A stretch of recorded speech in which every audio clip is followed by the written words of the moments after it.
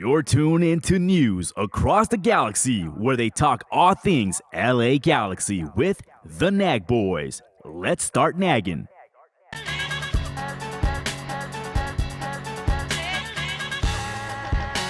a ball for Ricky Peach.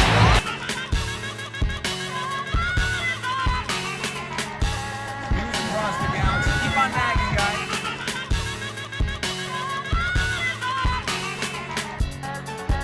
Your six-time MLS Cup champion, LA Galaxy. Well, every time I see that intro, I can't help but shake my head because Brian and I say this every time. We can't believe that actually happened. That actually happened, Cameron. I know. You look at us now and you're like, what a shitty team, but it actually happened. And like, every time I see it, I'm like, was that like some kind of like pipe dream or something? I mean, dear God. Well, good evening to you, wherever you may be, and welcome to News Across the Galaxy's The Midweek Show, coming at you live from the secret underwater NAG studios, located somewhere in the murky depths of the MLS table. I'm your host, Edgar Zuniga, with the one, the only NAG's very own Moles man, Eddie, on the ones and twos. What's up, Eddie? What, Moles Man? Is that what you said? I forgot his name from The Simpsons, the little guy. Oh, Moment. Hans Moment. Oh my God. You can tell he's late. Oh shit! No, it's all And good. I'm good though. I tonight, have. Sorry, no, I I was was gonna done, say, but it's okay. it's okay. We got You a said guest. yes, on tonight's show, we're gonna go over some MLS news, I think, and then definitely preview this weekend's matchup between Seattle Sounders FC and LA Galaxy. And to help us do that, coming at us live from the super secret bunker at the top of the Space Needle, Oh, yeah. the co-host of the Sounders Scuttlebutt podcast, Cameron Collins. What's up, Cameron? What Welcome is back, up? dude. Happy to be here. That's a very interesting room you're in because I don't remember that from the Space Needle. Yeah, it's a secret. It's a secret bunker that where the restaurant used to be. You have to like climb in through there, and then you can see all the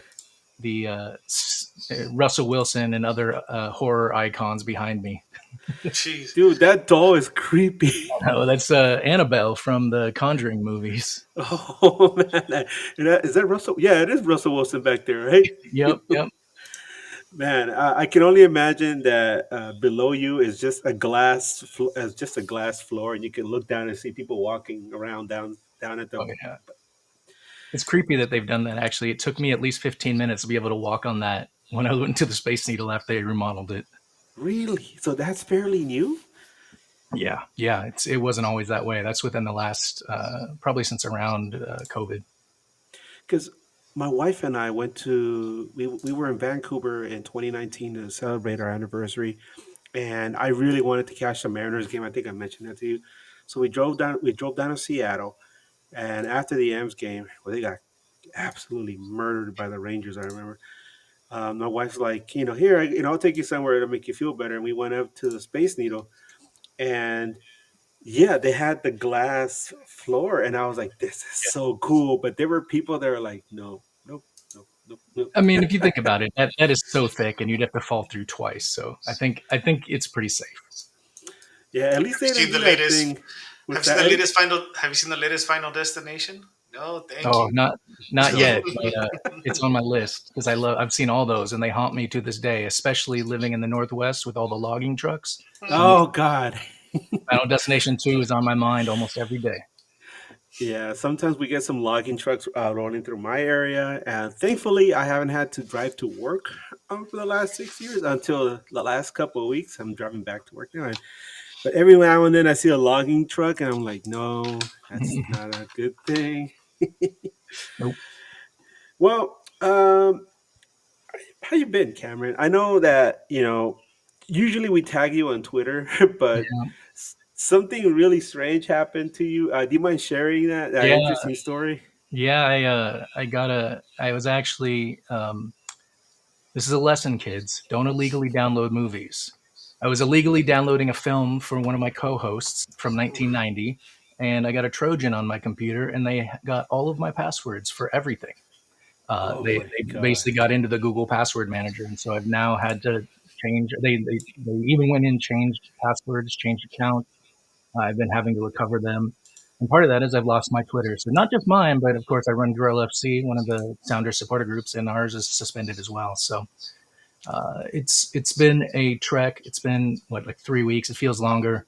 I don't like I communicate with you. I feel like almost daily on soccer stuff, and now it's Yeah. been weeks of nothing. So um, I've been missing out, but hopefully it'll get figured out. And I've kind of moved over to Blue Sky, but I forget. I don't know. Maybe not being on social media, especially on a day like today, is a good thing. Yeah. Yeah, no, definitely. We're not gonna get too much into it, but yeah, no, there is definitely a lot of stuff going back and forth, and things like this happen, especially with a polarizing figure like that. It brings out the worst in a lot of people, and um, the people that are in charge of the nation aren't really doing much to try to mend things. Let's say, they love to have drama. You know what But men's things though is football. yes, sir, Yeah. And actually, you football. know what? There was something exciting that happened today. The visa pre-sale today for the registration for the World Cup. What was Mm, it? For the draw. Uh, Yeah. happened today. Did you guys get a chance to sign up? I should have. I didn't know it was happening because I don't have social media. Well, it's actually not till Friday, and it doesn't Okay. matter when. It doesn't matter when. Like it doesn't change because it's gonna be a draw. Yeah, I So, know. I know. I'm guaranteed a right to buy one match because oh, it was part of the Club World Cup. So my plan is to buy the USA match in Seattle on Juneteenth. So Nice. that's my hope. But I wouldn't mind if they're relatively inexpensive. Obviously, they won't be, but comparatively, I wouldn't mind getting a strip if I were to get it picked. It's interesting, Eddie. I think it was last year.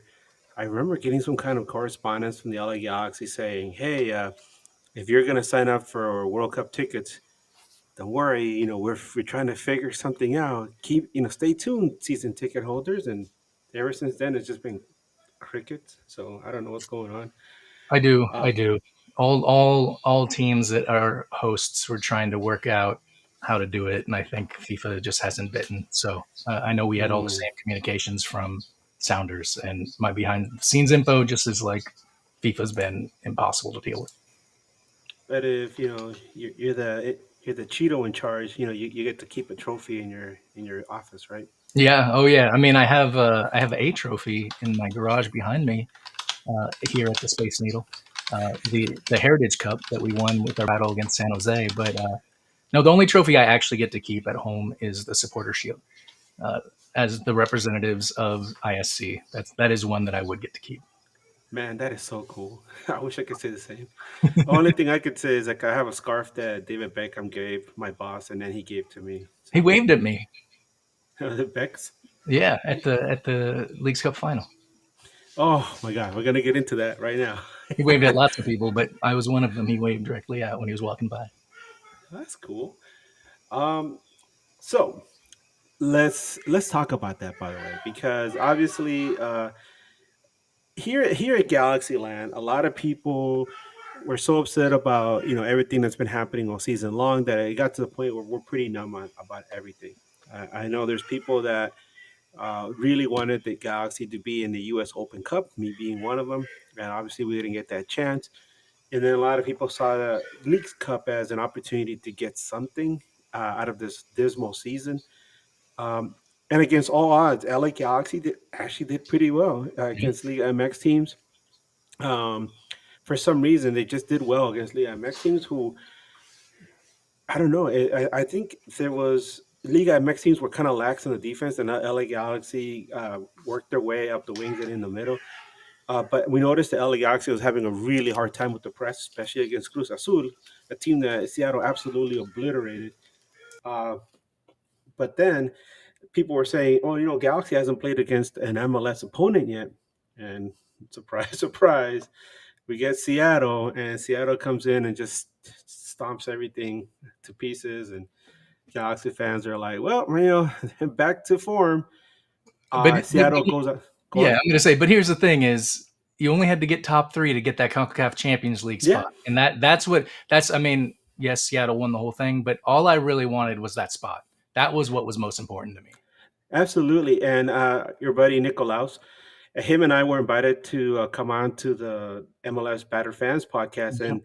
and Danny, the host, he asked us, hey, do you guys care about the tournament? And we're like, no, we don't care about that damn trophy. We just care about getting the Champions Cup, because to us, that's more important than the trophy. Yeah, winning, that's cool, but we'd rather get into the tournament. And obviously, LA Galaxy then won the third place match against Orlando City. For some reason, they had a really bad day. But then all attention was on the match, Seattle, Miami, uh, and Seattle did a fantastic job. Congratulations to you guys. You stood on business, made Miami really sweat, and in the end, completely took over. And I was thinking to myself, this is me personally. I was thinking, you know, here's MLS trying to showcase this tournament. Obviously, it's a big cash grab, and they get a really good final. The match is exciting. There's some really good goals, and in the end, Seattle won. It just shows that just because you have all these guys lined up, all these superstars, it doesn't guarantee victory. Here at Galaxyland, we remember that we got David Beckham, but it took 5 years for Yeah. it finally to work. And in Miami, they're just trying to plug everybody in there, and it doesn't work like that. You still have to put together a deep team that can work together and deal with adversity, and that's what Seattle is. But then, things got really ugly, and I felt like it completely marred Seattle's celebration. It ended the League Cup on a really ugly note, in a time when the Sounders should have been celebrating, winning at home. And no, Suarez has to, act stupid, has to attack some people. Busquets taking the swing, and it got ugly. You were there, I'm sure. Yeah. Can you describe what happened on the field as the game was ending, and what the reaction was in the stands? Yeah, I mean, I think it ended so quickly. We didn't because it was basically after the Rothrock goal. They subbed him off, and then the very next kick, it was over. We were expecting a little more time, so we were like, "Whoa, it's over!" And then very quickly, Suarez, I guess, spit on Coach Gene, or he's security. He's not a coach, but he spit on Gene, and that led to the whole thing. And I'm surprised that there weren't some Sounders players suspended. Um, I think John Bell, although they were in defense, John Bell did body slam somebody. He decided he was going to be a Kansas City goalkeeper and body slam a player in self defense, and so did Reagan got in somebody's face and kind of shoved him off when he was getting in a headlock. And Obed, of course, pointed and laughed and made the meme that everyone is talked about afterwards when he's just pointing at. I thought it was Busquets, but I guess it was because I didn't watch the replay of the fight until later. It was Suarez, and it's just, I mean, if you're a 37-year-old man, what are you doing trying to fight a 20-year-old? It just, come on. It's kind of ridiculous. Steven Lenhart, who was our mental health coach, was the one who got suspended from the Sounders because he got out there and started fighting. And if you remember Steven Lenhart Surprise! from his time in the MLS, I am not necessarily surprised that he was the one out there fighting because he was one of my most hated players when he was an opponent, because he was that dude who would punch your player in the kidney. Yeah, we saw we saw Lenhart was in there, and people here, man, you mention his name, and people still spit when they hear his Oh, yeah. name. We've always hated Lenhart, and I remember I have a just real quick. I'm gonna share a quick memory. Galaxy was gonna play San Jose. It's like back in 2006, I think 2007. So we were at the stadium, and Lenhart and the Earthquakes, they were warming up on our end of the field. And me and my buddy see him, and we started screaming at him, "Hey, Leonard!" And at one point, we're like, just because he had like that Johnny haircut from the Karate Kid, we're like, "Hey, Mhm. Johnny, sweep the leg," And he just looked up at us, and he just gave us the bird, and we're like, "Oh, damn, okay." And then later in the game, he scored a goal, ran over to where we were, and flipped us the double bird. Oh my god, dude! So when you mentioned that he's the mental health coach, I'm like, wow, Yeah. Eddie, what do you think about that? How does that happen? I was trying to find a joke, but I couldn't I couldn't come up with it. Like it's irony, right? Like I mean, I saw it's that Lenhart, meme. You see that meme where like somebody had Linhart looking like Sideshow Bob, and I was like, okay. I mean, but yeah, yeah. But I mean, we're talking about Linhart, but in reality, the guy who's completely been unhinged for most of his career, obviously, has been Yeah. Suarez. He's gotten so many opportunities across every league that he's played in because he always does something moronic. And at this point, I don't know what his future in MLS is going to be because almost immediately the Miami podcasts that we know, that's why you missed out on that, Cameron. Yeah. They were condemning his actions almost immediately. I know one of them, his name is Daniel. He's also part of the Battered Herons podcast. He's from Uruguay, and he was saying how embarrassed he is. Of Suarez, he had always idolized him, and he was saying, this is such an embarrassment, not just to Inter Miami, but to Uruguayan team. He was like, I feel like he has no place in Major League Soccer after this, um, because it wasn't just that he spit on him; he stomped on him to keep him from walking away, and then spit in his face. I mean, who does that? I Yeah. mean, it's such just filthy. It's like disrespectful thing to do. I mean, I don't know if I'm trying to think because that was right before when you were on with Nicholas. It was right before the match, right?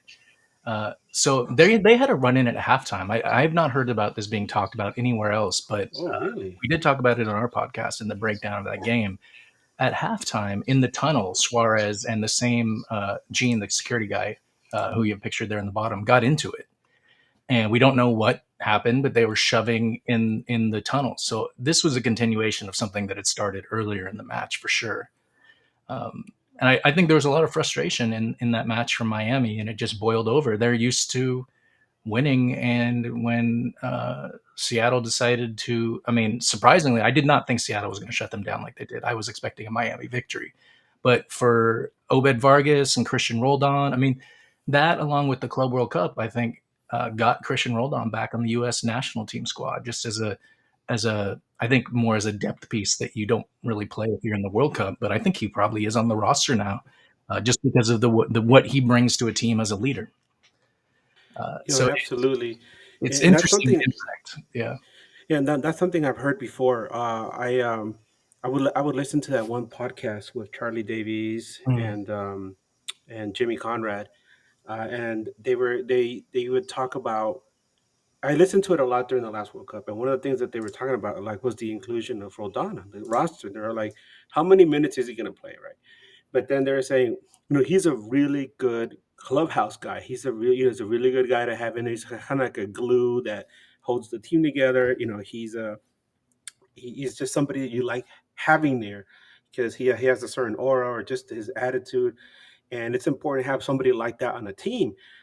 We see it all across all kinds of sports as well. Like somebody who's just in the clubhouse doesn't really put up numbers, and you're like, why is this guy in the team? Well, maybe he cooks a good casserole, right?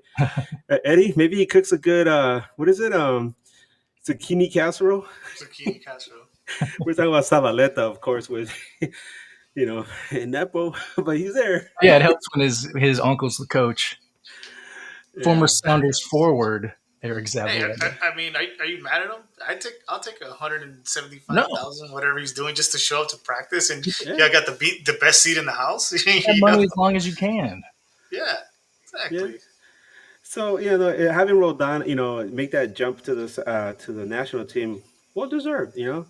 I mean, it's you win this tournament, you beat one of the better teams in MLS. You get to reap the rewards, but it's just the fall off from this, and of course, uh, excuse me, I just thought it was really interesting the juxtaposition of the sanctions afterward because that same weekend, I wish I could remember his name off the top of my head. There was a Charlotte player who scored a goal, and he did that funny celebration where he kind of limps over to the sideline, and he starts twerking. And I thought, it's funny, right? Yeah, I like, if you could twerk, go ahead, man. Have fun.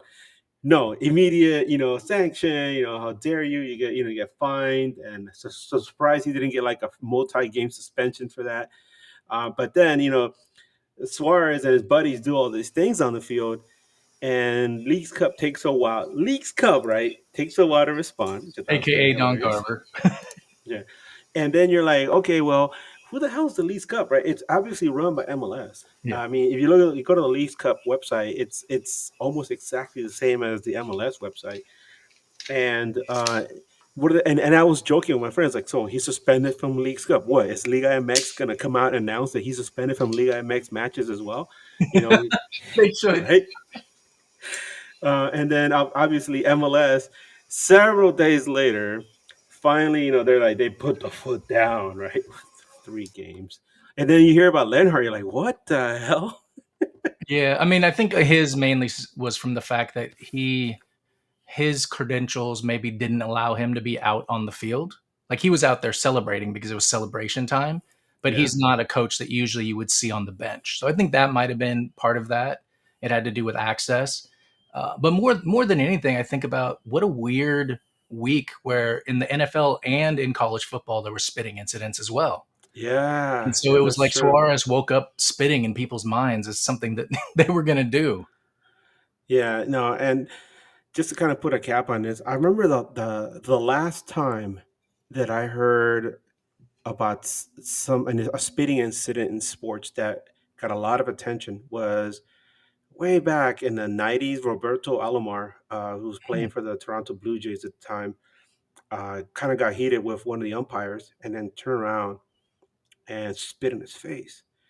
And I remember it was a really big deal, and he got a very hefty suspension by Major League Baseball, which was good on them.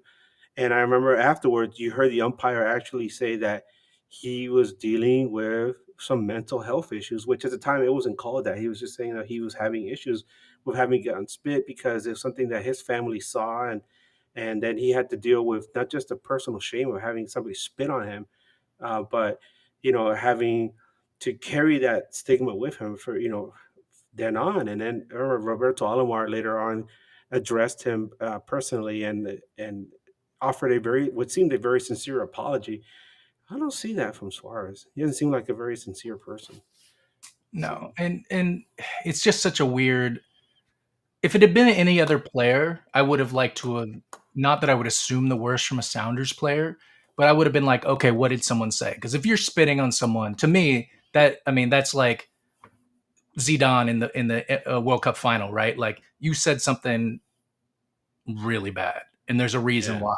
But with Suarez, you go, no, that's just who he is, and yeah, we've seen it time and time again. yeah. And it's like I said, it's unfortunate. Kind of marred, what should have been the crown jewel in Garber's Leagues Cup tournament, right? But in the end, Seattle get the trophy, that big gaudy, Leagues Yeah, Cup it's thing. lighter than I expected. I got to hold it at a meeting on Tuesday night at the Sounders offices and took my picture with it. Surprisingly exciting win for a Let team me I ask. didn't care about. Let me ask you because sorry, I was a little distracted, but I don't think Edgar asked you. How do you feel about it just being 3 games? Like for me, in our episode last time we recorded, we talked about what the suspension should be, and I said it's got to be like it's got to be the rest of the season. Like that's it. Like you went after a staff member, you have a record, right? This isn't an isolated situation, and I didn't think I could be surprised, but it's like 3 games. Three I think, games. You yeah, you get suspended for a game for not playing the All Star game. yeah. So come on, 3 games. That's nuts. I think if it hadn't been 6 for Leagues Cup, which they would have had to do more. I think they kind of weaseled their way out of it a little bit.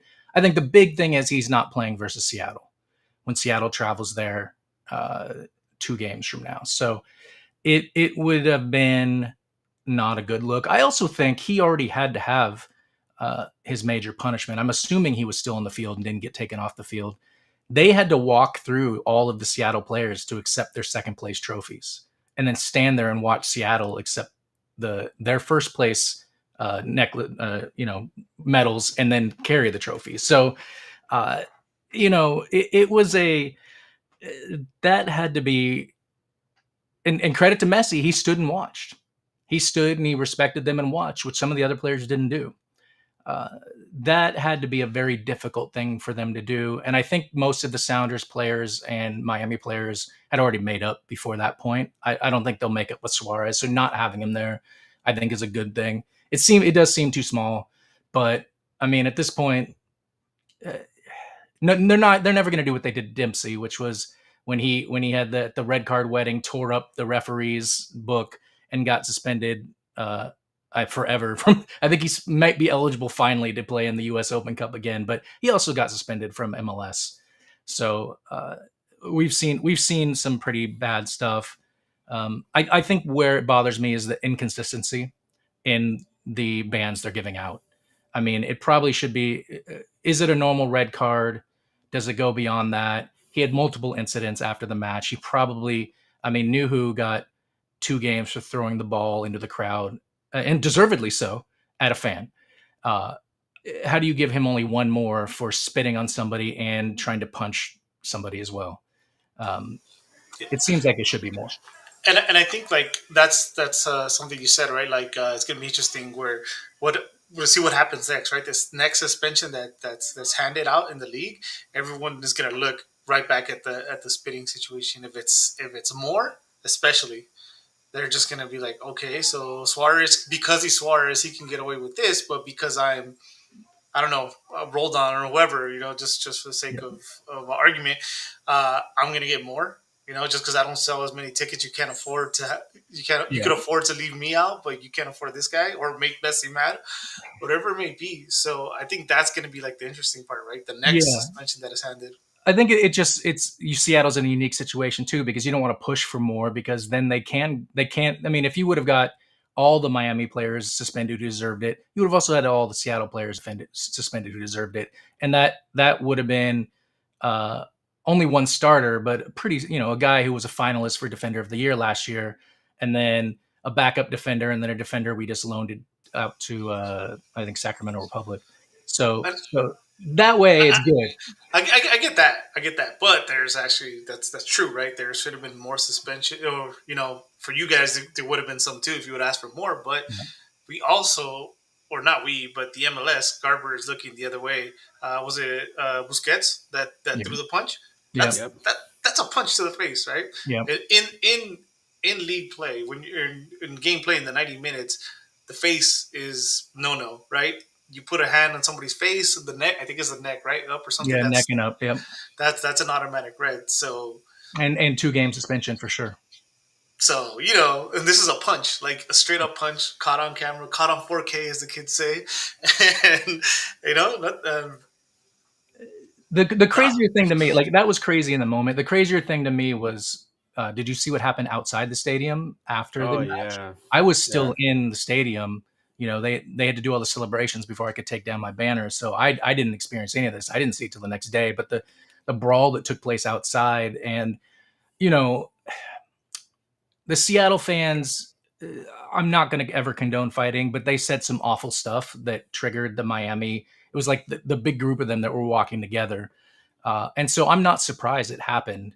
Both sides have to be smarter on this, but that's the kind of stuff that's going to kill the league in this country. I mean, they do not allow, they clamp down on violence so quickly everywhere when they can. And if that becomes a norm, I'm not sure what's going to happen. We'll start seeing major disruptions in the stadium from supporter groups who are being banned for actions they didn't take part in, and it could be bad. So I'm actually more worried about that kind of stuff than the in stadium stuff. That's funny, because that's going to be something. Diego, right? That's going to be something else. That's the thing. That's going to be something else to look at too, right? Where Garber is afraid to do something. San Diego's new, so he's not really doing anything to the San Diego. I also think about the smaller market teams, right? What if like a bunch of Dallas fans were getting a fight? Would he actually suspend or do something? Because who's going to show up? Like unfortunately for you guys, there could be a punishment because they know that those seats are going to get filled anyways. So That's also going to be interesting, right? If there is suspensions handed, let's see. I'm sure there's bannings that came from it because More it's all on bannings. video, so they would know who those people are, how they bought their tickets, because they can follow them. I mean, I don't think people realize the technology they have, especially at Lumen Field. It's a Homeland Security building. I'm sure it is down in Carson as well. Like they can track you from your seat with video all the way to you being outside because they can specifically see everything that's going on. Uh, and So those people, they can go and say, okay, you're no longer allowed to buy tickets. Wow. Well, yeah, I was gonna say, hopefully, San Diego gets their act together because, my God, they did it to LAFC fans, they did it to Galaxy fans, and so far MLS has been like, Yeah, well, and they were that with the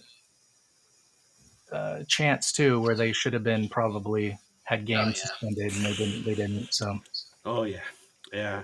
By the way, I don't know.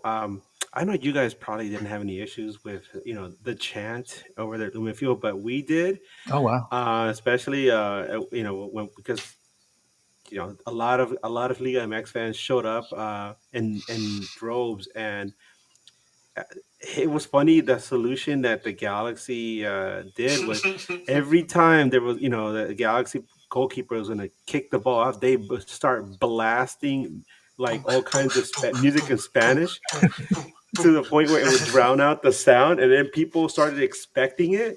So as soon as like they started blasting music, people would start dancing or singing in the stands.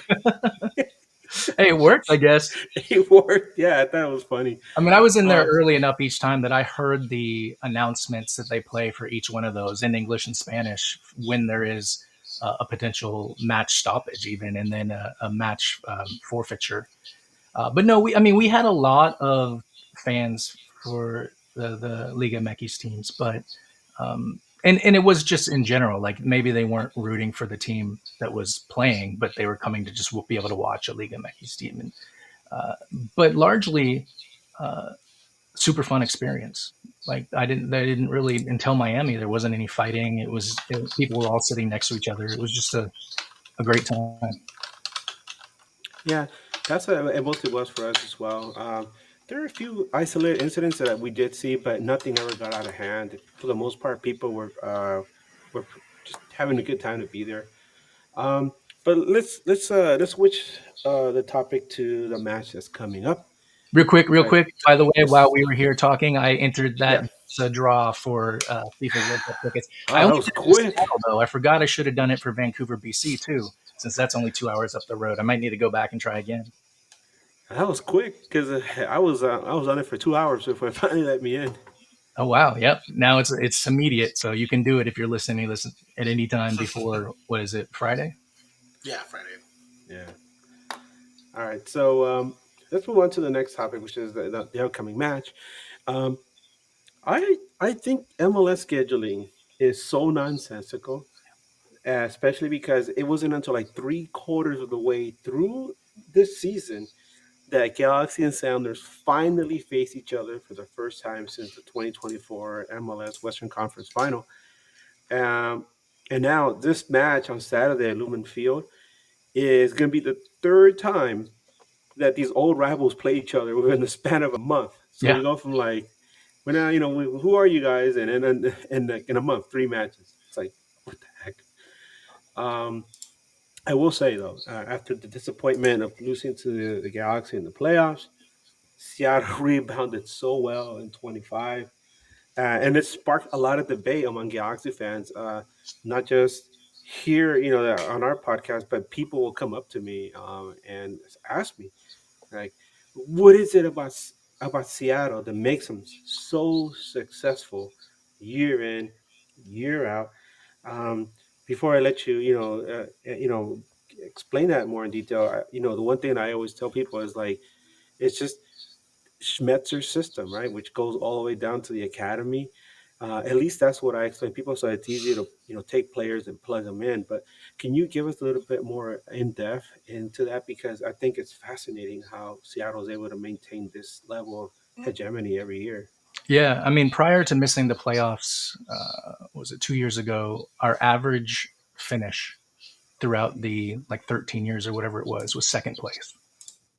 So, and that's not having won an MLS Cup for the first 7 years. I think 2016 was the first time, and that was the year we were in last place halfway through the season, and then Schmetzer took over. Schmetzer now has 2 MLS Cups, a Leagues Cup, and CONCACAF Champions League. He doesn't have a U.S. Open Cup because he was assistant coach for that, and then he doesn't have a Supporter Shield because he was assistant coach for that. But he has all the other trophies, and I think his system is part of it. As much as I would love to see 2 forwards, the way they have the 2 center defensive mids as the pivot point for the offense and the defense, I think is crucial. But I think you also hit the nail on the head there. When Garth Lagerwey was GM, he noticed that under Siggy and Adrian Hanauer, the owner, who's the previous GM, if somebody went down, the season was over. Clint Dempsey gets hurt, season's over. Sure, if you're missing a player, it's going to hurt. But if you have a youth system where the next man up can come up and step in there, and it's a slight drop, but he knows how to play it, it doesn't hurt you as bad. And so that's really what they've done. ECS, the largest supporter group for the Sounders, made a banner for that match that said, gosh, now I named even an episode of Sounder Scuttlebutt after it, but it basically says that you win by building it, not by buying it. And I'll get the exact phrasing here, but you look at how many people are from Seattle or affiliated with Seattle that are on this team, from having gone to high school in Seattle, homegrown players, Sounders, youth academy players, to player like Roldan, the older Christian, who went to University of Washington, the younger Alex, who they're both from LA. Obviously, their brother is a coach on the Galaxy, but Alex went to Seattle University. And so you have people across the board just affiliated. Paul Rothrock, who scored the 3rd goal against Miami, went to Lakeside High School and won the city championship. Reagan, our starting center back, was on that team as well. Went to high school where I went to middle school at University Prep. Like it's a lot of local people. So I think it's a combination of style, local people, and also the GM. I think Craig Weibel is a genius. I am critical of some of the signings by our team, but it's because we don't spend money. He has to do more with less. He's not, the Sounders ownership is not going to give him money to go sign a Peck. That's who I want. I want a high level 10 to 14 million Brazilian player to step up and be the next DP. That's not what's going to happen. We have, a center attacking mid who makes 4 million, or who's worth 4 million. Jordan Morris is probably worth around that, but makes 2.2 million. We're not overpaying for players. And so you have to do more with less. And I think it creates this underdog mentality, which is traditional in Seattle sports. It's what it's always been. This used to be a blue collar city until tech came in. So for those of us actually from the city, we still view it as a blue collar city in some ways. And our sports teams are emblematic of that. Who's Cal Raleigh is your superstar on the Mariners, right? Like what? You're having these young guys who grew up locally who are also great dudes. Like I've met players who I like who are clearly worldwide superstars who are kind of dicks. That's not these guys. These guys will come up and remember you and ask you about your life and know what's going on if they've seen you before. And it's just really cool that they've put together I don't want to say character guys, because sometimes I think that's used in a negative way. It's saying, that team is thuggish. They aren't character players. But, they bring in guys who have bought into the system and believe as a whole we are better than a single person. And I think that's what it is. I've been critical of Brian quite a bit, especially in some of the ways he subs. But as long as you're not going to spend that extra money to go get a superstar, you're going to have to do it with your local guys. And luckily, Seattle's a hotbed of soccer, and we're being able to pull these players in for a chance to show they're great. That is so night and day from what LA Galaxy was doing for so long, right, Eddie? Yeah. No, but that's awesome. That's great and all. But the thing is, it's also different markets, right? Different. Yeah. The way things don't work like that here in LA. I mean, people are not happy about it. I think the winning helps, but it does. If we were to lose and like if we don't make it far in the playoffs, people are going to be angry. I mean, I think injuries is the major reason this year why it's an issue. Yeah. I think the season plays out completely different if Areola doesn't get injured early on because he was dominant when he was out there. Oh, I forgot you just had one. Damn. Yeah. So So it's very interesting just because you're not spending big money on players and you're locked in until 2027 on DPs because Ferreira, if he plays well, becomes the next DP. So there is no DP coming. There is no superstar coming for Seattle. This is your team. And so uh, I think these players know it and they're stepping up. yeah, another thing that always comes up is the depth that Seattle shows. Like you said, somebody gets hurt, somebody steps up, and was it at one point? Yeah, like five players that were out, right? Starters, and it was like the team just kept plugging on, like it was no big deal. Um, that's amazing. And it helps when someone like Osaze de Rosario can step up and be Yeah, oh God, he like did the out of little nowhere, dance. baby D-Ro, just like his dad doing the dance. Yeah.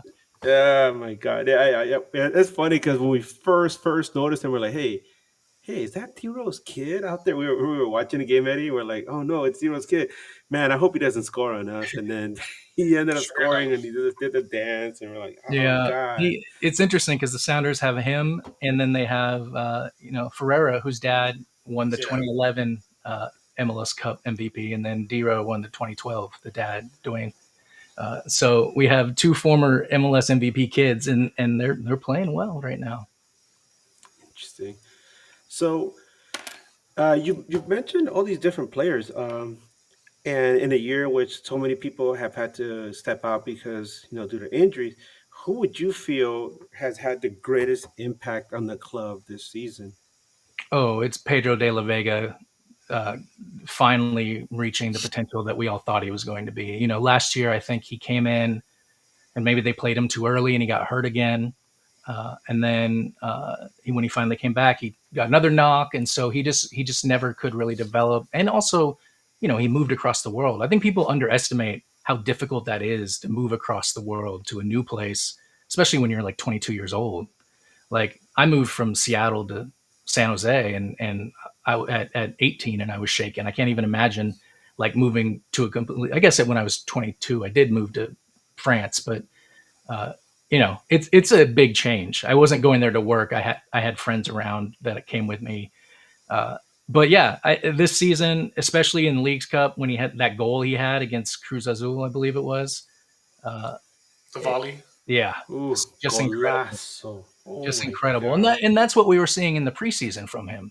And so it was kind of surprising that throughout this season he hadn't really come out of his shell. And we actually one of our Patreon subscribers, Alex Diaz, he has a free Pedro thing that we started, hashtag free Pedro, and I told Pedro about it. He was like, yeah, and so like now we always tag him in it whenever he plays well, and either him or his people are liking it. So we just like put him out there, have him play. He's gonna score, and since about halfway through the season this year, he's come out. I mean, it's like I hate to say this because this is kind of what the Sounders say when we don't sign a big player. They go, well, but we have an injured player coming back. It's like signing a new DP. But that's what it's been like, right? He has taken over since he moved to the left wing from the right, and has just changed the game. By the way, I just got a message saying the M's just won. Oh, they were down in the 11th inning, so I completely stopped paying attention. Yeah, it just says they won 4-2. So there you go. Nice. So only it must. Oh, that must have been a two-run home run then, or a three-run home run, depending on when. Maybe with a good luck, we'll see when I'm there. Yeah, yeah. Right. I hope so. Beat the Angels. I hope you're a Dodgers fan, not an Angels fan. Well, technically, I'm not a baseball fan, but I Okay. guess I would. I guess I would be a Dodgers fan. I wouldn't be an Angels fan. I'll tell you that much. Okay, that's what matters. I'm going for the Seattle Dogs. Yeah. No, no. Hey, Cameron, give us some cricket. They still serve them at the stadium. Yeah, they do. There you go, Eddie. You got to try the crickets. I'll They're do in the it. outfield. Well, I just out of curiosity, we were talking about how Seattle's built their club. Did Seattle bolster the club with any signings during the summer transfer window? No, Well, Uh, Ferreira's. Oh no, I was thinking off season. Sorry. in the Yeah. offseason, they did. They made two great trades with Dallas in the offseason. But no, they I was hoping they would bring in just a backup forward of some sort, MLS level backup forward, just to have bodies there, right? But I think with Osaze playing so well, um, what they ended up having was two different players they tried to sign from Europe, and both of them ended up staying in Europe. Well, the first decided to stay in Europe. The second, Chelsea nixed the transfer because it was someone from um, I'm blanking on the team in the French league that they own, but they didn't allow the transfer to come through, unfortunately. So we had two forwards that we were looking at, and both fell through.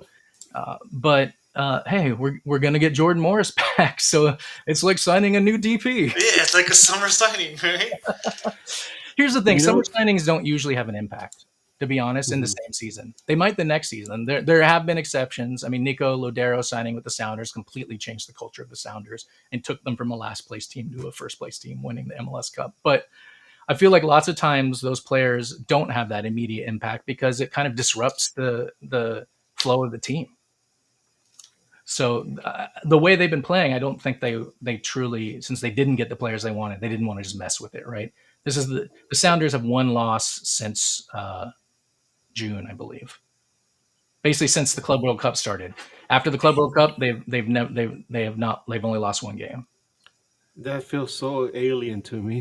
It Eddie, doesn't make sense though, based on the talent you have, right? Like it doesn't make sense. God, no, it doesn't make sense at all. And people have asked me to make it make sense on many pods as a as a guest, and I always don't know what to say. And it's not just me. You talk to other Galaxy podcasters, and people are like, I don't know. It's like you throw your papers up into the air, like I don't know. Eddie, we have a super chat from Adam. You do. I don't have the Yes. special effects and stuff, but Can I you can can go you to make the these. special sound? All right, Whoa, wrong Adam. sound. Hold on. What? You have any music there for us? Yeah, wait, it's not coming through. Has my mic been the wrong mic this whole time? That'll be hilarious. Yeah, because you sound like you're like in a garage or something. Yeah, you do. Oh my gosh, you guys didn't tell me nothing. I don't know. I thought you were okay with that. I was like, he's going for the for the early Wu Tang sound there. Oh my god. The funniest part about this is that the mixer is not even connected. I just realized it's powered on, but it's not connected to the computer, which is amazing. So, anyways, go ahead with the super chat while I connect my All mixer. right, Adam, thank you so much for the $5 super chat. We really appreciate that. This is a question for you, Cameron. He Yeah. asks, "Who would Seattle supporters, want to face in the playoffs this season?" And I think earlier I mentioned that in the Seattle bracket, right now the playoffs ended. Right now, you'd be facing LAFC, and possibly, quite possibly, San Diego in the next Yep. round. So, Yep. how do you feel about that? I mean, this is why the one loss that we did have was so painful because it was versus Minnesota. And that game was a real shot for Seattle to gain 3 points there and jump up. And it was really the only chance Seattle had to get second place.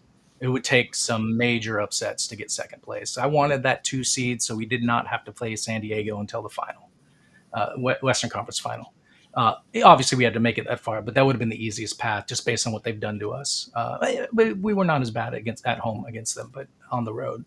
I don't want to play LAFC.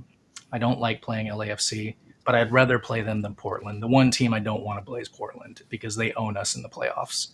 And there's nothing worse than losing to your most hated rival in the playoffs. So, as long as we have that home field advantage, I guess, if you want to call it that, is it home and away now in the first round? And I can't change it all the time. I kind of miss when we had 3 games in the first round and it was like best 2 out of 3. I want to say I the think first round the is first round is one match, right? Well, the first round is a play-in between 8 and 9. yeah, that one is one, and And then then I think it's But- home and away for the then next it's home Yeah. and away. Yeah, and then it's back to 1 after Like yes, that. MLS. Can't wait till we get best out of 7. don't encourage mean, them now. Yeah. Barbara's gonna but see a lot of dollar bills there. yeah, no kidding. I would I just don't want to face Portland. You know, they're obviously we would rather face the bottom half of the table in terms of teams that we have played well against. But I don't think there's any. I don't think there's any easy. Even though Seattle's played well against LA Galaxy, if we were playing the Galaxy, I'd be worried because it's a playoff match. Like you never know what's going to happen. Anyone can show up, and I think Seattle actually spent a lot of time watching the games that Galaxy played against the teams from Mexico in the Leagues Cup because the things Paintsville was doing to just own them, Seattle was preventing him from getting on goal that way. You know, they were pushing him a little bit more outside the box and not allowing him to run at the goalie the same way. And because he did it 3 or 4 times in Seattle and it just didn't work. Yeah. So I think that it's been our day the last few times, but it doesn't mean it's always going to be. I mean, the Galaxy are a talented team now with the amount of players you have potentially out this weekend. Who knows? But yeah, in terms of who I want to play in the playoffs, Seattle holds their own destiny. They're the hottest team right now. You just got to keep winning, right? Like, I don't have that kind of faith, but I think that the team does. They believe they can beat anyone. They are now ranked #1 in CONCACAF in terms of teams ratings, and I think 80th in the world or 81st in the world. Well, I'm looking at the table right now in the Western Conference. So Seattle and Vancouver both have 2 games on hand over the first 2 place teams, San Diego and Minnesota. So I don't know if you guys are playing Vancouver anytime We in the do. next two in the next 2 matches, I think. No, not next 2, but we do play them. Okay, so both teams have an opportunity to. Well, Seattle has an opportunity to try to catch up to Vancouver, and Right. Vancouver has an opportunity to leapfrog Minnesota into second. Yeah. Um, I'm also curious to know because we talked about San Diego earlier, and I feel like San Diego might be like St. Louis, where they're so good in that first season, and then they get to the playoffs and they just folded. I don't know if San Diego's going to look at what happened to St. Louis and try to make sure that doesn't happen to them. That might be the case. Um, but then I look at Minnesota and Vancouver, and I'm like, I know Vancouver had that hot start. They made that great run in the Champions Cup final, and they literally ran into the runs. Unfortunately, Literally. which really sucks because there's something behind all that, and the Vancouver players and staffers didn't want to make a big deal out of it, but those of us that are a little bit more introspective are like, there's something going on, right? Hey, they So, used it to beat Seattle though. They came in down 7 players and they had academy players score on us. So it worked on the league. yeah. So I'm just curious. So I want to get your take because we're talking about Cascadia here.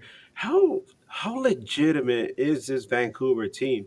Um, because I always tell people Vancouver feels to me like that team that always seems like they're on the precipice of something bigger, and then one reason or other they are their worst enemies and they mess things up. What about this season?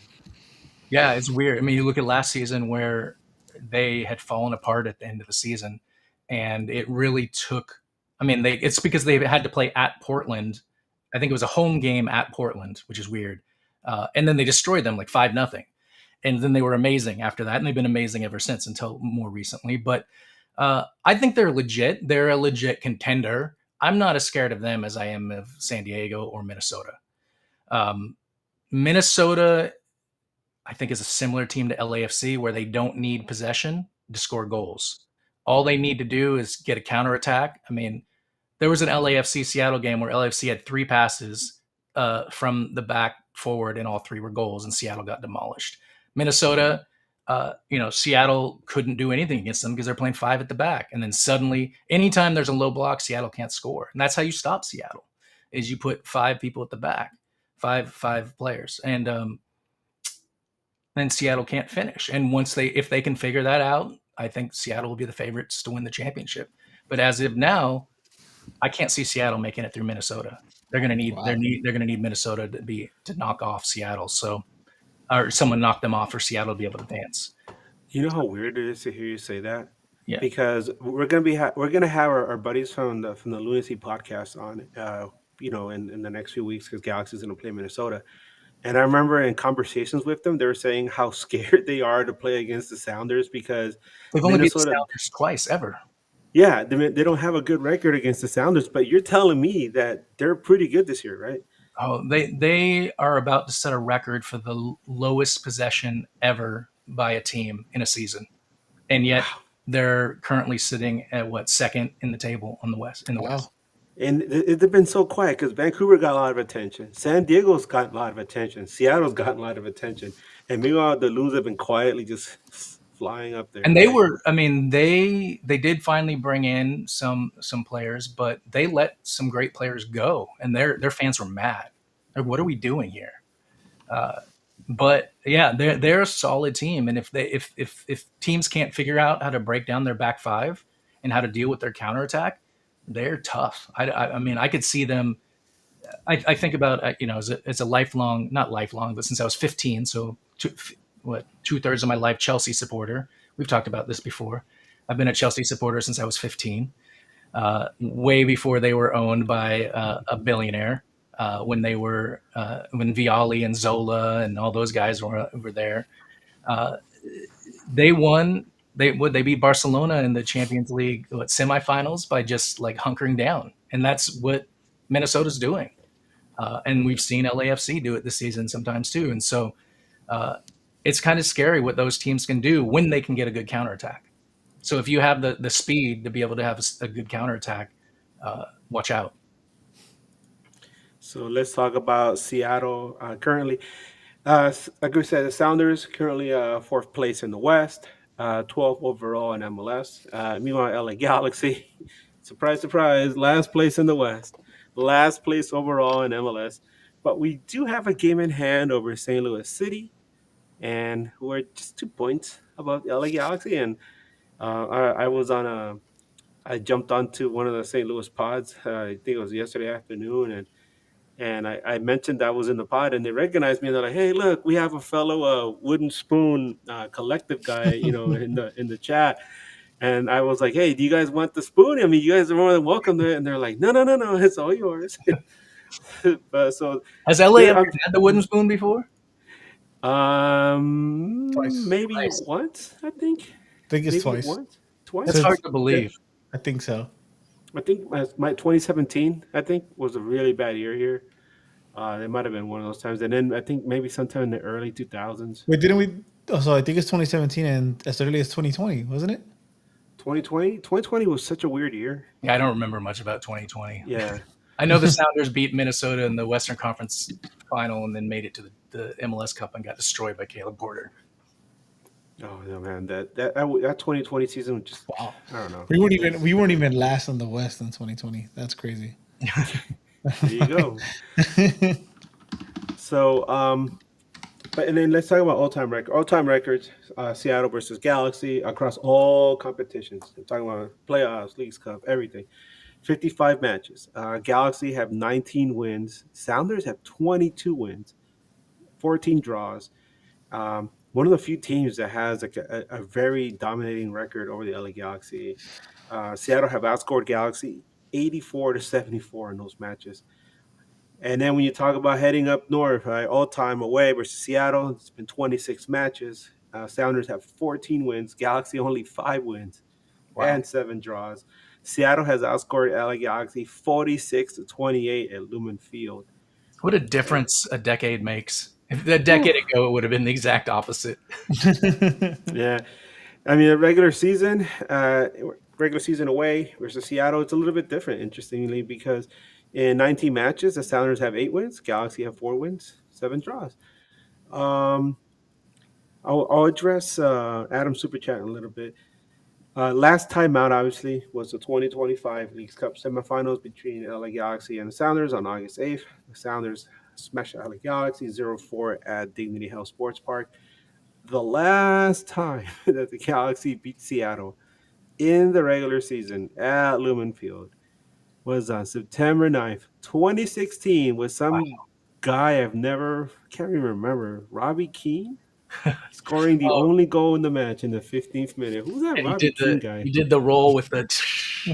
You know what's Yeah. funny is Robbie Keane was actually deal done signing with Seattle, and LA stepped in last second and paid him more money to go down there. All right. Wow. That's something I had never heard before. Thank Yeah. you. That adds to the rivalry. That's great. Yeah, and the Seattle fans hated him. I'm like, no, he was almost one of us. Oh man, I wish we would have had Clint Dempsey, and then you guys got him. So I think it's only fair. Yeah, it works out. Portland is who we stole Clint Dempsey from, though, because he refused to go to Portland. So the MLS made them, because they were the first in the discovery order or whatever, like the order they had when players come back, where they would have got first dibs. And so they made up new rules for when U.S. men's national team players come back, just so that he didn't have to go to Portland. So let's look at Adam's super chat, by the way, because it's Yeah. an interesting question. Hold on. You got the music Wait, and then I got some. Oh my god! All right, Adam. Thank you so much for the $5 super chat. He asked, he didn't say that. Will this year's MLS Cup champion be their first in the franchise? I mean, I think he's asking if the eventual winner is going to be a first-time MLS Cup champion. It's likely. I mean, just looking at it, the top 6 in the East, I don't think any of them have won a championship. Oh, Cincinnati, did they win? No. Philadelphia didn't win. So, yeah, top 6 in the East have not won. 7 has, 8 has, 9 has. 9 have, yes. Yeah, the rest of them in the playoffs all have. Right. Columbus, New York, In the Chicago. West, 1, 2, 3 have not. 4, 5 have. 6 have not. 7 has. 8 has. 9 has. I don't know. Actually, does San Jose count? They have not won one since they came back. I think they count. They got to keep them. Did they keep the stars? They didn't. They deserve the 2 stars that Houston have, because Houston stole their team and they won. Still had D-Row. Still had. But so yeah. I mean, that's out of the possible 18 teams. That's 6, 7, 8, 9, 10. So 10 of 18. So I think more likely than not. Yeah, especially because that East is so weird.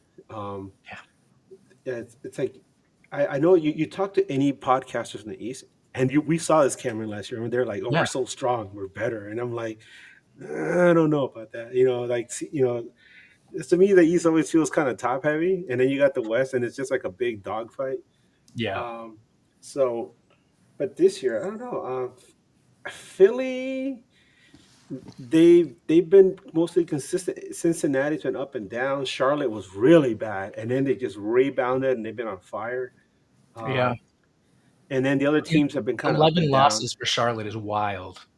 But right. They only have 2 draws. It's all loss or win. It's feast or famine for them. Yeah, and this is funny because like I was a big fan. I mean, I'm a big fan of their pod. And for the longest time, they used to call themselves Draw City because all they were getting were draws. Now they can't get in. Yeah. So yeah, I'm much more scared of teams in the East than the West, I think, when I think about it. But then now looking at like who the teams are, I mean, if the Sounders can beat Miami, and I think Miami, I mean, that team went all in for that match.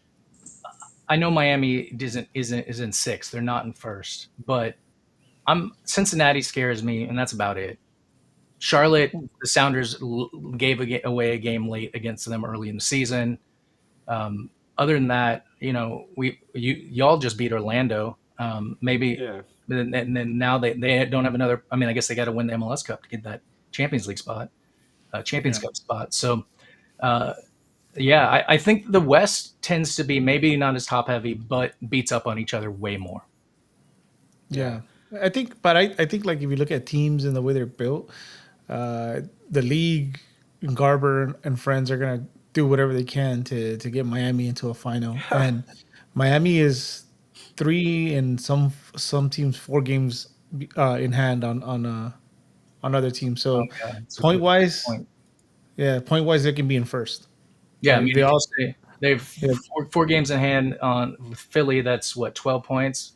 Yeah, that puts them at 58. They win all their games. They're ahead of Philly.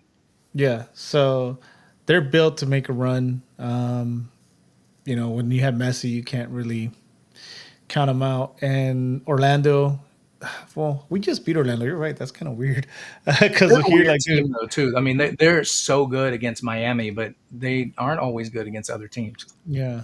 And I like what Philly does. So Yeah. I honestly think it's gonna be Miami coming out of there, and which actually would make them a first time winner, right? And then in the West, whew, honestly, I think it's gonna be out of you guys, Vancouver, and I hate to say it, I think it might be out of LAFC going to the final because of the signing and all that. But You know, it's interesting now that you say that. The Sounders are at 44 points, and they've played more matches than Miami, who are at what 25 with 46 points. But if somehow the Sounders can go on a big run here, they could host Miami for another Cup final. oh my god, okay, that's what that's what now Garber wants, right? He Yeah. wants that must see Jeez. TV Oh, with the fight that match. happened before, it's Yeah. yeah, it will absolutely put butts in the seat. Yeah, we'll make the trip, Edgar. Hell Come on yeah. up. Come on up. You know you're welcome. Thank you, thank you. So let's talk about this player availability report. Yeah. We really won't know exactly, who's going to be in or out until Friday. That's when the teams actually, meet late Thursday or Friday. That's when the teams will let us know who's in. But if there's any indication, Ricky Puig has been out, the whole season. There's no real rush to get him back on the field, and so we could probably rule him out. Marco Rocha has been dealing with a thigh issue, just as well as Mateos Nascimento. I think we might see Roche, but the fact that it's an artificial field might give me a bit of pause, maybe limited minutes. Same with Nascimento. And then, of course, Garces dealing with a NHL style lower body injury, which is this is how it was listed. Julian Aude, he's been dealing with a foot injury. But the big thing is that not injury related, Gabriel Peck will be out, serving a suspension for yellow card accumulation. Other players that are one card away from suspension include Edwin Cerrillo, Carlos Garces, and Lucas Sanabria. Cameron, what can you tell us about Seattle as far as like health wise or anybody suspended for this upcoming match? Jordan Morris is out, obviously. Still, he may be back for playoffs, but that's probably hopeful. But that's kind of what they're saying. Albert Rusnak will be available. I don't Jeez. know if he will be starting, but also, even if he is available, it's kind of interesting because then you have to move Ferreira back to the right, which means you're benching Rothrock, which is not something they're going to want to do right now because you have Pedro on the left. So those are the I think major injuries. The other injured players are players that have either been out for the season or like Stu Hawkins, who's a center back, who's only played 2 games all season. So no real injuries or suspensions. Nuhu is of course back. He got a red card in Leagues Cup, taking out Peck on a play where I don't think it deserved a red card, but it's never going to get overturned once you give it a red card. He didn't need to go to ground. It was stupid of him. And so I would have been interested to see what happens between those two because he's been excellent against Peck. And then that happened at the end of that match that could have really hurt Seattle for the final. But we don't get to see it with Peck, unfortunately, out with yellow card accumulation. So Seattle will be largely at full strength considering where they've been. They don't have some of the depth. Cody Baker, who we occasionally would see come in at one of the wing backs, or he has been loaned out to a USL Championship team. You probably wouldn't have seen minutes with Nuhu playing the full time. I mean, not suspended this time, so not a big thing. And then, of course, John Bell didn't get suspended. Reagan didn't get suspended from Leagues Cup stuff, so they will both be available. So should be a largely healthy-ish team, noting that the Sounders are still missing one of their DPs out to injury. Okay, let's talk about LA Galaxy tactics because to me, Jesus Christ. this always seems like some kind of horror. And I get these from, I look around the internet trying to figure out how to describe this LA Galaxy team. I mean, we see it ourselves, but when you see it laid out on a spreadsheet, it really makes you shake your head. What a difference a year makes. So this Galaxy, let's talk about the strengths because there aren't many. Galaxy is okay shooting from direct free kicks. We've seen some golazos, especially from Fagundes. And then if you're not careful, Galaxy will bite you on a counterattack. But then this is gonna make Cameron smile because talk about weaknesses and weaknesses for this team: aerial duels, defending against long shots, defending against attacks down the wings, defending against through ball attacks, defending in general, avoiding individual errors. And the one that gets me the most, because I always see it, and there's a gap between the defense and the midfield, and this gap is where Galaxy is unable to stop their opponents from creating chances. Like so many times, I've seen a player come out of the midfield and the defender is just standing there, and the guy like looks up. He's like, "Oh, I got time and space. Let me line one up. Boom, golazo from outside the box," and it drives me nuts. Galaxy style play, they attack a lot down the right. Sometimes you'll see them, do the same on the left, but most of the time they attack down that right side. They take a lot of long shots when they can, especially when they become exasperated and they can't. Do you still think they'll tack down the right with Peck out? Maybe because if Paintel's back, they could switch him over to that side. They're interchangeable to a certain degree. Um, so it'll be interesting to see how Painter will be, especially after having traveled to Africa and coming back. I did not. I was so busy at work yesterday. I did not see if he actually played. Can you see that, Eddie, real quick, to see if Painter got any playing time with Ghana? I mean that Uh, is a good point. Where Seattle does have players coming back from international duty as well, so there will be tired players with Roldon coming back from USA, Georgie Manungu coming back from Burkina Faso, I believe, uh, mhm. and a few other players, including Obed Vargas, coming back from youth duty. Yeah. So we'll see. If not, Galaxy has been using a lot of young players from the guys that came out through the academy, or just young players in general that have kind of been riding the bench for most of the season. And now there's nothing left to play for. Vanny's just like, go ahead, go out there, and they did fantastic against Colorado, a shocking win over them. They played okay against Houston in a very weird, difficult match. In that disgusting Houston, humidity at How is night. Houston a real place? I, hey, a lot of those cities in Texas only exist because of the power grid. I always tell people that. I've never Um, been to Houston. I've driven around it. I've been stuck oh in rush God, hour traffic there, and it's awful. yeah, no, I've been there a couple of times, and you step outside, and it's awful. And if you're not careful, you have you think it's like a drone flying by, and it's actually some kind of insect. And yeah, so it's one of those places.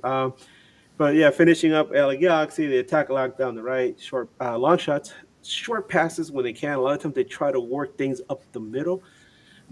They try to spread the field, play with some width, and whenever they can, possession football, but not to the degree that they had when Ricky Puig was there.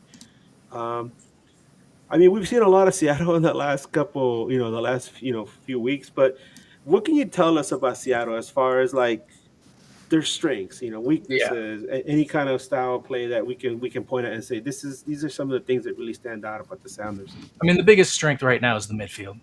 You're coming, whether it's your center defensive mids or your center attacking mid, you have the ability to shut down the offense and then turn around and attack the defense. And so, I mean, that's I think where you saw the biggest uh, deficit for Seattle versus Miami is once they shut down Messi, there was nothing else going on for Miami. You when you have Christian Roldan and Obed Vargas back there at center defensive mid, uh, they can help the defenders stop anything. Whether it's Ferreira or Rusnak up the center attacking mid, the Sounders actually like to play through the wings, and that's been a Schmetzer thing his whole career. It feels like where when we had some speed, like early in Jordan Morris's career before his injuries, and occasionally they'll be some great through balls to him, but usually you're having your wings along with your wing backs push up along the wide parts of the field, and then just try to get it in the box and see what happens. So it doesn't. I don't think it's as been as successful in some ways because you used to have like Christian Roldan at right mid, and he'd be able to come in as a second runner, and then that's where he got all his goals. Now that he's playing back at center defensive mid, you don't necessarily have that same type of player. It depends on who's playing on the right, but you have seen Rothrock do that. You have seen Kalani Kosa Rienzi do that when he's been playing right back or right mid. There's a or excuse me, yes. I had to think about it. Left back, but it's been a no, right back. I was right the first time. So it's been an interesting time for the Sounders because they have actually started scoring goals, something that they didn't do the last several years, and they're coming from all over the place. I mean, I think the other thing is they haven't had that piece at forward that they've been able to hit in order to score goals, and Osaze has somehow turned into that, especially with that wild goal against LA where he just kind of passed it to himself. And I don't even really understand how he did that. And he's just bigger than everyone else, so he could just body people off of him, just shoulder them away. And it's that kind of smarts that maybe we didn't know he had because he's showing this all for the first time. So either that, or you have Danny Masovsky coming off the bench, who has so many goals this season. He could start the match too. He was suspended against LA Galaxy for that last match because he chest bumped the referee the match before and got a red card. Oh yeah, The rest remember that? so, but he immediately came back and scored goals in league play. So he said he's not forgiven, but he's on his way back to being in good graces of the team. So I think for Seattle, it all comes down to that midfield and what's happening, who's controlling the ball, and they like to have possession of the ball and hold the other team without it. Um, so we'll see what happens. I think the biggest thing that teams have been able to do is for a weakness is when you put too many players back, there's just no way to get the ball into a forward to score, and the wings struggle with that. So um, if excuse me, LA can try to do not what Miami did, but what other teams did before them in the tournament, in the Leagues Cup, and kind of put more players at the back and try to shut down the Sounders. I think there could be some success there, but at the same time, uh, that's not something that LA usually does, right? I mean, you have so many skilled players up top, especially uh, if they're coming back from injury and they're actually playing, that uh, you don't want to give up your biggest asset just to have an extra defender back there. Yeah, another thing I was going to ask you though was about Seattle's press because Galaxy has had a really difficult time with that pressure in their own third, and we saw Cruz Azul do that to them, and then we saw another dose of it with Seattle.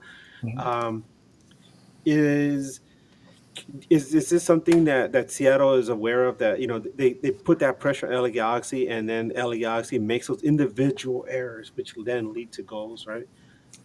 I mean, I think that's kind of Seattle's style in terms of depending on who's playing at that center attacking mid position. They have various levels of passing ability, but you're not going to see right now. You're not seeing a lot of goals from Jesus Ferrer or Danny Leva, who is usually a center defensive mid, but has stepped up and has a great passing ability, and is playing that center attacking mid position when needed. If Rusnak's there, he's more of a scorer. I mean, he I think Danny Mazovsky might have passed him, but he was the leading scorer and leading assist guy for a while.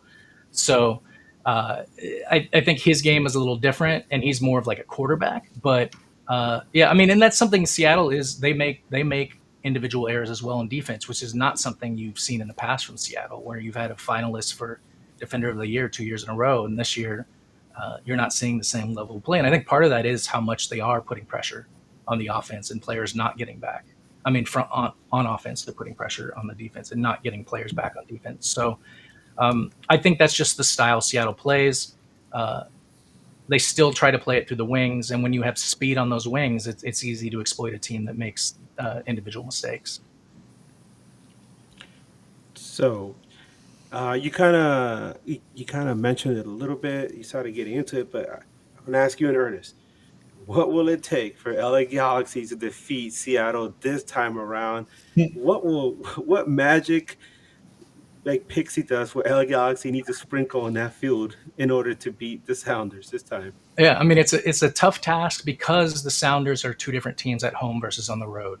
At home, they are very difficult to beat. I wish Google would break these stats up here so I could tell you what the totals are home versus away. But on the road, they don't look like the same team. They tend to look like a team that ekes out victories, and at home they're winning.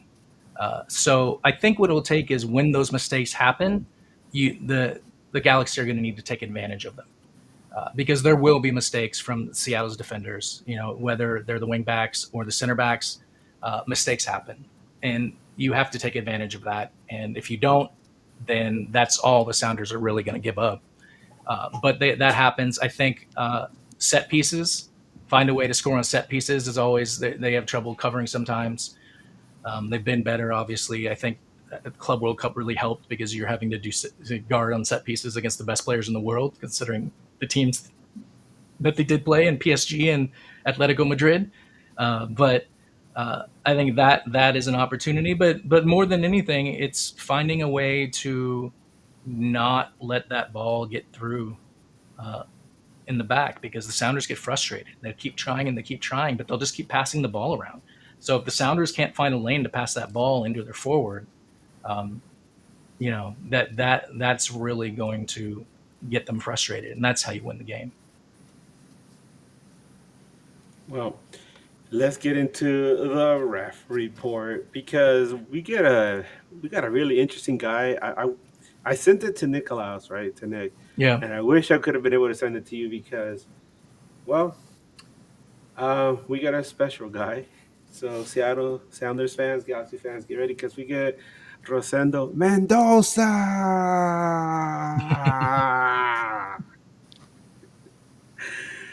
Rosendo Mendoza. So we're going to tell you about Mendoza. In addition to MLS, Mendoza has refereed in Leagues Cup, the U.S. Open Cup, NASL, USL, and one, for some reason it's funny, one U17 FIFA friendly. Since 2019, he has refereed in 105 MLS regular season matches, 11 with the Sounders for 5 wins, 2 draws, 4 losses, but a record of 4 wins, 1 draw, and 1 loss at home. 7 matches with LA Galaxy for a record of 4 wins, 1 draw, 2 losses, with 1 win, 1 draw, and 2 losses away. Mendoza's last Sounders match was a 2-0 win over Minnesota United at home on June 15th, 2024. He handed out 2 yellows and 1 straight red to a Minnesota player. His last LA Galaxy match was a 1-0 loss to Austin FC away on April 19th, 2025. He handed out 2 yellows to Austin Hines Ike and then he gave him a straight red in 90th minute. I don't know what Hines Ike was doing, but I remember that game he was going nuts. This is going to be Mendoza's 20th MLS match of 2025. Let me tell you, Cameron, he hands out a lot of yellow cards. So far this season, he has handed out 96 yellow cards. Wow. Jesus. 3 for second yellows, right? Leading, and 2 straight red cards for an average of 5.5 yellows per match. He has also awarded 6 penalty kicks. So, yeah, Mendoza. Now, That could work in our favor, though. oh, and do you know who the I see that you posted it, so you do, but who the VAR referee is? Yes, he's making his comeback. Yeah. Ismail Elfab. He's somebody I really respected in the past. I don't know how you feel about him. He disappeared for a while there, didn't he? Yeah, I guess I just learned this a second ago. He took over because he is Moroccan American. He was born in Casablanca, but is a U.S. citizen. So he had actually gone back to take over the Moroccan Referee Association and straighten it out. Wow. So he's back, and his last match that he refed was March 31st, 2024. He's obviously not refing. Uh, Oh no, he refed after that. It was his first match last year, I guess. They're in reverse order. Yeah. And LA Galaxy beat Seattle 1-0 in LA, and he gave out 3 yellow cards. Elfaf is somebody that I've always had a lot of held in high regard. Though I felt like he was, you can only I think name like three, maybe four MLS refs across the entire history of the league that you can be like, yeah, that guy was a good ref, right? And I think he was like one of them. Calm, collected. He actually ended up refereeing in the World Cup. I remember. Yeah. So it gives me a little sense of hope that he's on VAR. But the man with the whistle though is Mendoza. He refed in the 23-24 season. He also refed 2 matches in the Saudi Pro League. So he's been getting around. Oh, Elfaf. Yeah, he was U20 World Cup, MLS Cup, CONCACAF Nations League, World Cup qualification for CONCACAF, Gold Cup, U17 and U20. These I don't even know what the Kings Cup is, USLC playoffs, the championship playoffs, NASL, Saudi Pro League, J League in J1 in Japan. So Has he he's in a over his world tour. career, yeah, he's done Olympic Games, he's done World Cup, he's done Copa America. Uh, he's done a lot of matches. No, he's very well tenured. He's like I say, he's one of the few refs in MLS that I have a lot of respect for. Yeah, it'll be great to have him back and get rid of some of these other like really bad refs Alan Chapman, Drew Fisher, John Freeman, bunch of punks. And then who's your favorite? You said it was a Chris Penso. Oh, I like Tori Penso. I do not like Chris Penso. Ted Uncle. Oh Your no, we don't favorite. want to get I, Uncle. th- I think he retired though. I think he Uh, retired. it's All weird right. because some of those refs you named used to be like superstar refs who were considered some of the best. Like Chapman was considered one of the best in the United States, and it just seems like he fell off. Now I know these guys. I think I mentioned Drew what I was Fisher. on the Oof. Miami pod, right? And they were surprised when I told them like who the ref was because like the guy was like, oh, I don't pay attention to the ref report, and I was like, well, let me tell you about Drew Fisher because he was the ref, and I was like, Galaxy all time they have like 21 games of him. They only ever won 2 matches with him, and he was like, what? Yeah, So I was like, you're guaranteed to win in this next match, and sure enough, Miami beat Galaxy. So, but we're running a little late here. I know that our good buddy Eddie here, he's got to start packing for yeah. Seattle. He's gonna be going to the match, and where Let's he's go. gonna be hanging out with Unfortunately. Cameron. Cameron is gonna take him down, to the middle of the ESC area, and then yell out, "He's a Galaxy fan!" and We'll everybody just both gonna get be like, beat up. "Ah." We won't let that happen. You're gonna see you can see an effigy of Eddie, and you think it's an effigy, and it's actually Eddie, just there in Just the wear a Seattle Messi end zone. jersey and they'll kick you out immediately, just like they had. Oh no, I'm a Messi hater, so it's okay. Before he came to Melissa, Well, before we head out, predictions. We gotta have predictions. You are a guest, Cameron, so you have first shot. Home team. What can you tell us? I know your record. I know what has been like the season for you all, but I really have a hard time uh, not thinking that LA is going to win this game just based on the talent wow. in the field. That being said, very difficult to beat Seattle at home, so I'll go with the home team this time and say 2-1 Seattle. But I think it's going to be a late goal from Seattle to get the win. That's very kind of you. Usually I give like my prediction, but because Eddie's here, I want to hear what Eddie has to say. Eddie, what's your prediction for this match? It's gonna be interesting, right? Because you're playing a different Galaxy. I don't know how much you pay attention, but Vanny has rotated players, and since he's rotated those players, I think he's proven that his formula works. We kind of had something like that happen last season too, where when Puig got hurt and Royce came in, and he started implementing his style, it looked better. And I think since those rotations look better, we beat Colorado with a rotated squad. We just tied against Houston with a rotated squad.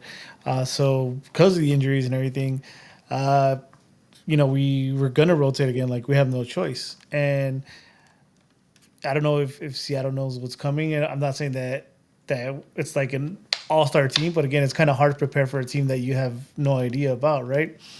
Uh, with that being said, I was gonna say a 1-1 draw, but because Edgar is jinxed every time he gives the ref report, we lose. So I'm going to go with the 3-0 loss. Oof. Edgar's no longer allowed to do the ref report going into 2026. So the Leagues Cup run that we had, Edgar didn't put out the ref reports because the site was down. Well, yeah, I don't know if I mentioned it to you, Cameron, but no, actually, for Leagues Cup, I was able to because it was from a different Twitter site. But for most of this season, the pro website has been flagged for phishing. I think it Oh still yeah. is. And so, like, usually I would go on there and get the ref report. And from I usually use like this PC at home, and my PC is like, no, you can't do it. So I recently I've been able to find out I can just go on my phone and use whatever's browser is on there. But yeah, is They it used any to tweet them surprise? out, but they don't seem to do it anymore. Nah, I don't know. And it all happened around the same time they got flagged for phishing. So who knows what's going on? Um, but gentlemen, thank you so much for being here tonight. Thank you so much, Cameron. Next time we have Nicolaus on here, I mean, I know he's got that crazy schedule. He's got to be up at 1 in the morning. Anybody wondering, Nicolaus is a Cameron's co-host, right? Yep. For the Yep. Sounders Scuttlebutt podcast. Really nice guy. Got to meet him on MLS Battered Fans, and I'm really looking forward to having both of you guys on next time. Galaxy plays Seattle, so we can get some nice banter going on. Yeah. Look He at and I argue a lot about Seattle. So that's perfect. See, we got Guti over here. One of our, one of our viewers right now saying 4-0 Seattle. My God. Well, I'm actually going to meet with Nicolas. I don't know if you're going to be around. I've been communicating yeah, with yeah, him. So that'd be yeah. cool, man. That's the plan. I'll try to come out to. I think you're going to go to Flatstick Pub beforehand, so I'll try to do the I don't same. know. He's in charge. I'm just there along for the ride. well, Cameron, this is the time where I usually ask you to put out your socials in case anybody wants to follow you. Oh, thanks, Uh, Edgar. Legal minded punk on Blue Sky and Instagram. I don't look at Blue Sky, but I got to start, I guess. What about the Scuttlebutt podcast? Yeah, it's Scuttlebutt Podcast at SFC Scuttlebutt on Twitter, and I think we have an Instagram, underscore Scuttlebutt, I think, for there. But check us out if you are into Sounders at all, or if you want to hear us talk about, break down what happened. Of course, we're fans of our team, but I don't know how you all are, but just because you're a fan of your team doesn't mean you're not very, very critical of them. So sometimes it becomes a bitch fest about how much we hate our team. That's all we do. Oh, that's all we do. All feelings, no facts. All feelings, no facts. Yeah. Well, guys, for me and Eddie and the rest of the News Across the Galaxy crew, we thank everyone that's still on here right now for hanging out with us. Cameron, hey, look, it's Onyx, Onyx the cat. There you go. Hey, Cameron, man, thank you so much for joining us again, especially on such short notice. Yeah. It's always an honor having you on. It's a lot of fun talk. Just learning all these different little tidbits. I didn't know that the whole story about Robbie Keane was supposed to go to Seattle. Thank you so much. Yeah. So I must have hurt extra much when he's like doing those little rolling, celebrations at Lumen Field. Yeah. I didn't know it at the time. I didn't find out till later, but in retrospect, yes, it does. Especially because he won league MVP over Obafemi Martins. Jeez. Oh man, look at that. Well, like I said, thank you so much for coming on. As we always say, News Across the Galaxy. What do we say, Eddie? Keep on, Eddie. Keep on nagging. There we go. Keep on nagging. For the children. And Cameron, Wu-Tang for life, baby. Wu-Tang is for the children. Take us out, Eddie. See you guys in Seattle. See you soon.